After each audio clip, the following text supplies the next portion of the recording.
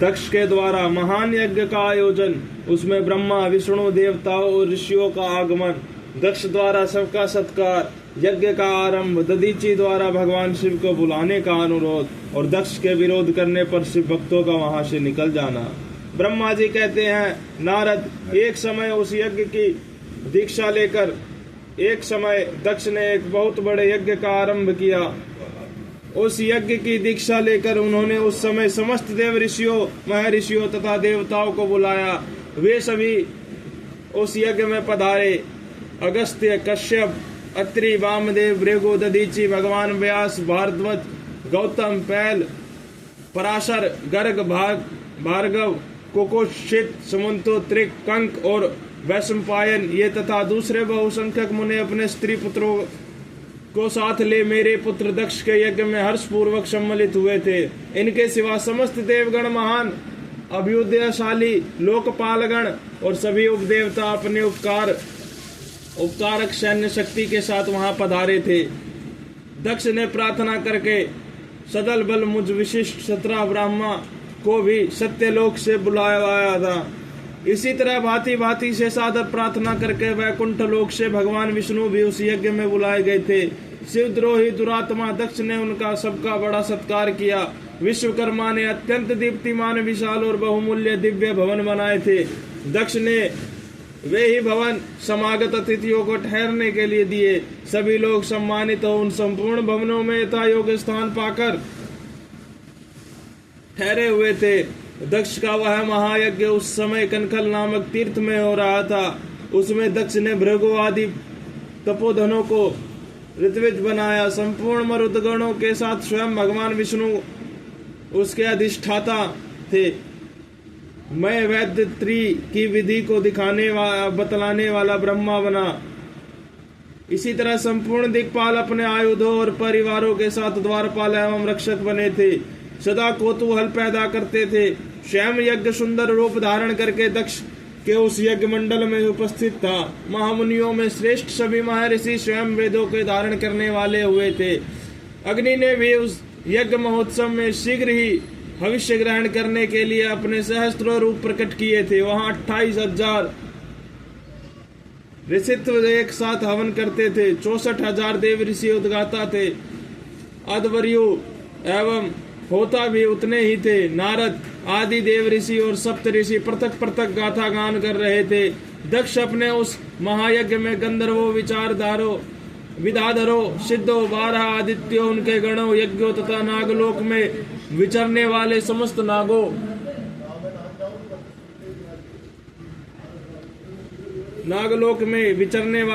नागों का भी बहुत बड़ी संख्या में वर्ण किया था। ब्रह्म ऋषि, राजर्षि ऋषि और देव ऋषियों के समुदाय तथा बहुसंख्यक नरेश भी उसमें आमंत्रित थे, जो अपने मित्रों, मंत्रियों तथा सेनाओं के साथ आए थे। यजमान दक्ष ने उसे यज्ञ में वसु आदि समस्त गण देवताओं का भी वर्ण किया था। कौतुक और मंगलाचार करके जब दक्ष ने यज्ञ की दीक्षा ली तथा जब उनके लिए बारंबार सविस्तवाचन किया जाने लगा, तब वे अपनी पत्नी के साथ बड़ी शोभा पाने लगे। इतना सब करने पर वे दुरात्मा दक्ष ने उस यज्ञ में भगवान शंभु को नहीं आमंत्रित किया।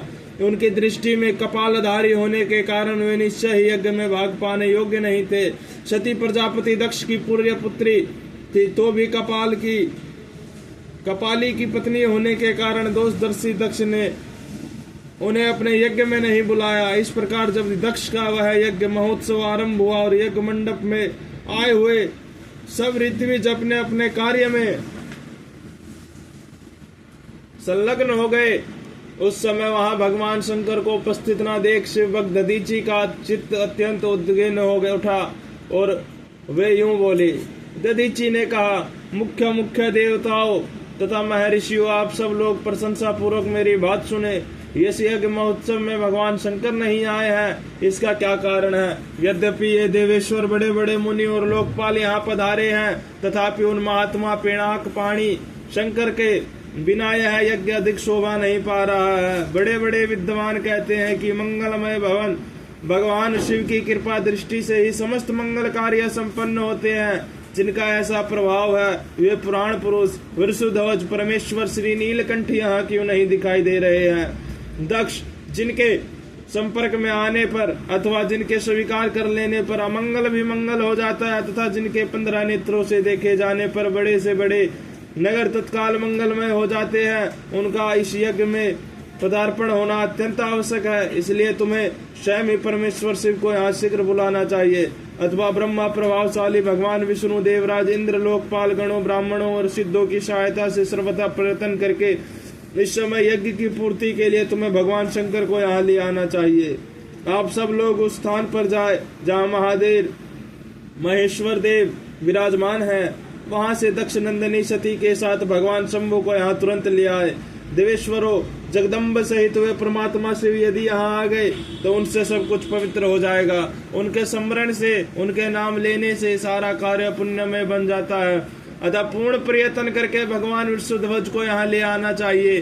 भगवान शंकर के यहाँ पदार्पण करते ही यह यज्ञ पवित्र हो जाएगा, अन्यथा यह पूरा नहीं हो सकेगा। यह मैं सत्य कहता हूँ। दधीची का यह वचन सुनकर दुष्ट बुद्धि वाले मूढ़ दक्ष ने हंसते हुए से रोष पूर्वक कहा, भगवान विष्णु संपूर्ण देवताओं के मूल हैं, जिनमें सनातन धर्म प्रतिष्ठित है। जब इनको मैंने सादर बुला लिया है, तब इस यज्ञ कर्म में क्या कमी हो सकती है? जिनमें वेद, यज्ञ और नाना प्रकार के समस्त कर्म प्रतिष्ठित हैं, वे भगवान विष्णु तो यहाँ आ ही गए हैं। इनके सिवा सत्य लोक से लोक पितामह ब्रह्मा देवेदो उपनिषदों और विविध आगमों के साथ यहाँ पधारे हैं। देवगणों के साथ स्वयं देवराज इंद्र का भी शुभागमन हुआ है, तथा आप जैसे निष्पाप महर्षि भी यहाँ आ गए हैं। जो महर्षि यज्ञ में सम्मिलित होने के योग्य, शांत और सुपात्र हैं, वेद और वेदार्थ के तत्व को जानने वाले हैं और दृढ़ता पूर्वक व्रत का पालन करते हैं, वे सब और स्वयं आप भी जब यहाँ पदार्पण कर चुके हैं, तब हमें यहाँ रुद्र से क्या प्रयोजन है? विप्रवर, मैंने ब्रह्मा जी के कहने से ही अपनी कन्या रुद्र को ब्याह दी थी। वैसे मैं जानता हूँ हर कुलीन नहीं है, उनके न माता है न पिता है। वो भूतों, प्रेतों और पिशाचों के स्वामी हैं, अकेले रहते हैं। उनका अतिक्रमण करना दूसरों के लिए अत्यंत कठिन है। वे आत्म प्रशंसक, मूढ़, जड़, मौनी और ईर्ष्यालु हैं। इस यज्ञ में बुलाए जाने योग्य नहीं है, इसलिए मैंने उनको यहाँ नहीं बुलाया है। अतः दधीची, आपको फिर भी कभी ऐसी बात नहीं करनी चाहिए। मेरी प्रार्थना है आप सब लोग मिलकर मेरे इस महान यज्ञ को सफल बनाएं। दक्ष की यह बात सुनकर दधीची ने समस्त देवता और मुनियों के सुनते हुए यह सार गर्भित बात कही। दधीची बोले, दक्ष, उन भगवान शिव के बिना यह महान यज्ञ हो गया। अब यह यज्ञ कहलाने योग्य ही नहीं रह गया। विशेषतः इस यज्ञ में तुम्हारा विनाश हो जाएगा। ऐसा कहकर दधीची दक्ष यज्ञशाला से अकेले ही निकल पड़े और तुरंत अपने आश्रम को चल दिए। तदंतर जो मुख्य शिव भक्त तथा शिव के मत का अनुसरण करने वाले थे, वे भी दक्ष को ऐसा ही शाप देकर तुरंत वहां से निकले और अपने आश्रमों को चले गए। मुनिवर दधीची तथा दूसरे ऋषियों के उस यज्ञ में निकल जाने पर दुष्ट बुद्धि शिवद्रोही दक्ष ने उन मुनियों का उपहास करते हुए कहा।